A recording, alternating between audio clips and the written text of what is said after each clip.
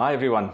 I want to tell you some tricks that we've learned in terms of helical antennas because, and my salespeople always say that is very stupid because we tell other people what we do. They can open the antennas and look inside and find it out. Our original helis, which caused a major disruption because they suddenly performed and gave about 10 times the range of the antennas people were using in tunnels, were quite simple helis, developed originally in 1996, before we even had a company at the university, and we tested them. Everyone said they're interested, but nothing happened. So the normal Heli is like our Heli 4, and you can see it is just like Krauss designed it in, I think, 58, 48, I'm not sure. Fantastic guy. He developed the Heli, and that gives you a beautiful circular polarized, and it gives reasonable bandwidth. So these things work well from 2.4 to 2.5, and you can actually do it quite a bit broader. Fantastic performance, high gain. The longer this thing, the higher the gain, circularly polarized. And that concept worked because we realized at that time at university that circular polarization is phenomenal in tunnels. But life's changed, so we had to do new things. And that's why everyone that follows us are always a little bit behind.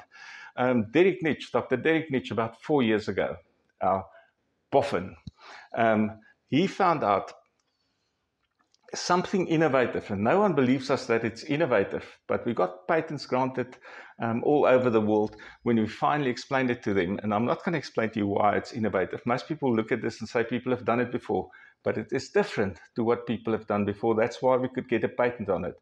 They said, no, that's obvious. And I said to him, look, people since 48 have been trying to improve bandwidth of helis. No one has found this works. So it is a taper helis, and you'll see many examples of taper helis.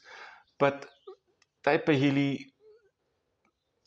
goes from a larger diameter, allowing lower frequencies, to a lower diameter.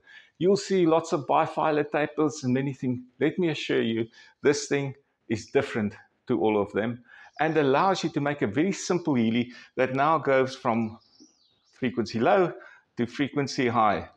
And suddenly you can go different bandwidths. And the example that I've got there, I think, goes 1700 to 2.7. And we've got even broader ones with the single heli. Now, a heli gain is proportional to its length. Okay, so this guy, unfortunately, if you taper it slower, you get higher gain.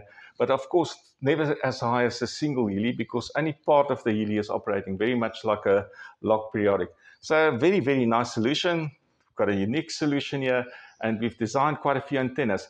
But then another bright young engineer said, why don't we, for example, because people started, this was 2.4, but of course Wi-Fi also works from 5 perhaps to 7 gigahertz, nowadays Wi-Fi 6.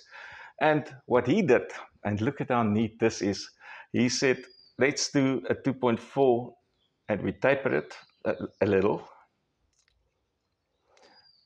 And then what we do, we make another one inside this one, a smaller one that works in that 5 to 6 gigahertz, and it actually protrudes from the tip of this one.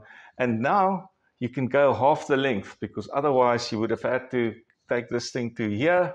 And in a short one like this, and this was our famous Heli 13, which is at the moment really phenomenally popular, often used in a 2 combination. In other words, 1 here, 1 here, and sometimes even 2 this way.